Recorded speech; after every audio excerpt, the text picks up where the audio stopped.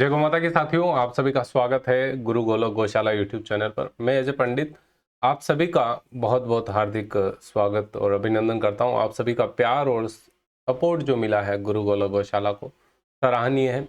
दोस्तों, यहाँ पर पशुपालन में हमारे साथ जो जो समस्याएं आती हैं उन समस्याओं का हम निराकरण करने का प्रयास करते हैं। हमारे पशुपालक भाई अच्छे तरीके से, ज़्यादा बेहतरीन तरीके से पशुपालन करके हमारी वर्तमान जो देसी नस्ल की गायें हैं उनकी रक्षा कर सके, जिन्हें हम माता कहते हैं।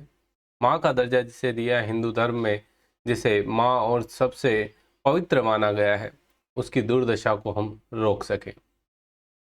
तो आज का हमारा जो वीडियो है वो पूरा बेस रहेगा कि हम हमारे पशु को, हमारे गाय को या भैंस को मेथी खिलाएं तो क्यों खिलाएं, आखिर उसके क्या फायदे होते हैं, और अगर नहीं खिलाएं तो क्या होगा।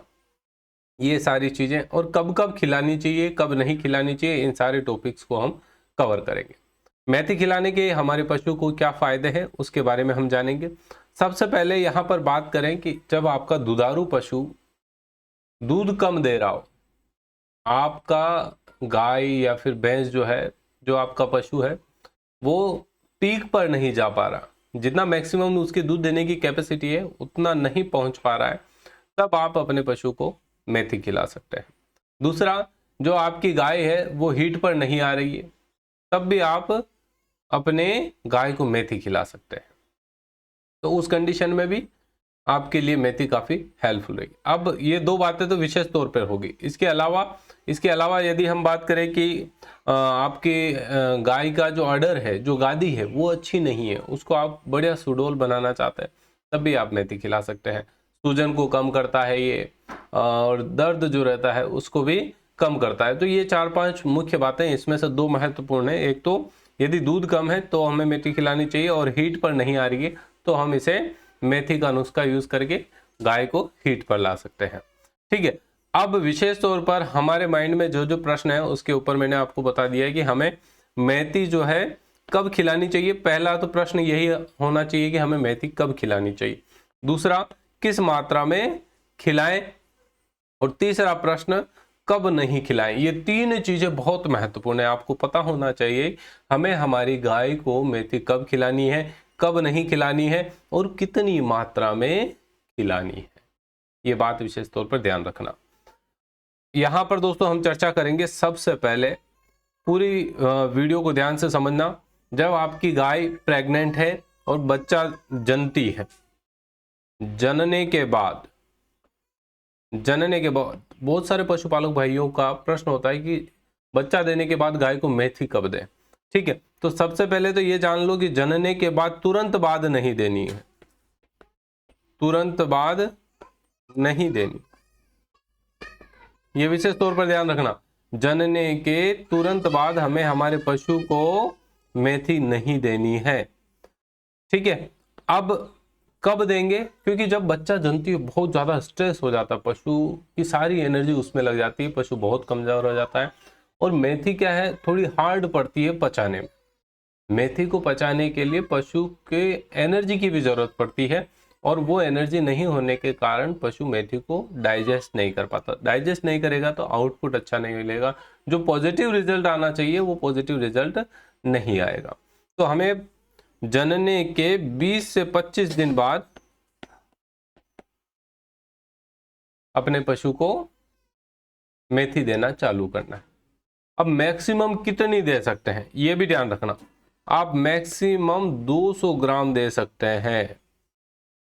200 ग्राम से ज्यादा तो किसी भी हालत में पर डे नहीं देनी है। एक दिन में 200 ग्राम से ज्यादा मेथी किसी भी कंडीशन में नहीं देनी है, यदि आप जो है मेथी को दूध बढ़ाने के लिए प्रयोग कर रहे हैं।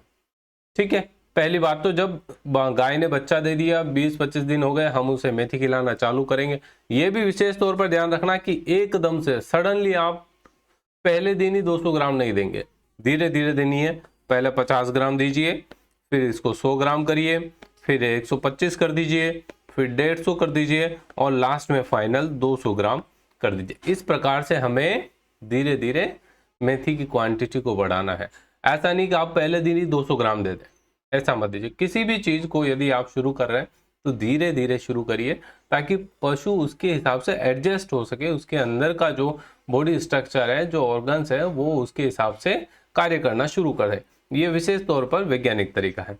अब इससे पहले हमें बेसिक नीड, हमें नॉलेज होना चाहिए, पता होना चाहिए हमें हमारी गाय की क्या करवानी, डिवॉर्मिंग, ये करवाना जरूरी है। डिवॉर्मिंग करवा लीजिए। डिवॉर्मिंग हो गई, उसके बाद हम क्या करेंगे, मिनरल मिक्सचर, ये भी हमें देना है। इसी के साथ डिवॉर्मिंग के बाद आपको क्या करना है, लीवर टॉनिक देना है। डिवॉर्मिंग जैसे आपने करवाई उसके 5 से 7 दिन तक आप लीवर टॉनिक दे दीजिए और उसके साथ मिनरल मिक्सचर भी आपको देना है। और इसी के साथ पोषण, पोषण में हमारा दाना मिश्रण आ गया, ठीक है, ये ध्यान रखना, दाना मिश्रण ये हमें देना रहेगा। तो ये चीजें तो हमें करनी है और अपने दाना मिश्रण के साथ हम मेथी भी शुरू करेंगे। अब मेथी दूध बढ़ाने में कैसे काम करती है, तो ये ऑक्सीटोसिन, ऑक्सीटोसिन जो होता है ये एक हार्मोन्स है जो कि पशु को दूध रिलीज करने के लिए तैयार करता है। जैसे ही आप पशु की गादी पर हाथ लगाएंगे या फिर पेरियोडिकली आप रोज सुबह 5 बजे और शाम को 5 बजे अपने पशु का दूध निकालते हैं, तो उस कंडीशन में 5 बजने के आसपास उसके माइंड में ये एक्टिविटी चालू हो जाती है, ऑक्सीटोसिन रिलीज होना चालू हो जाता है और उससे उसके थनों में दूध उतरना शुरू हो जाता है, ठीक है।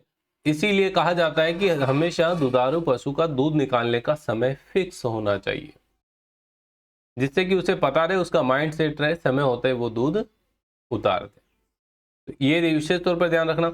और ज्यादा समय तक अगर गादी में दूध रहा तो भी थनैला रोग होने की समस्याएं हो सकती है, तो ये भी विशेष तौर पर ध्यान रखना पड़ेगा।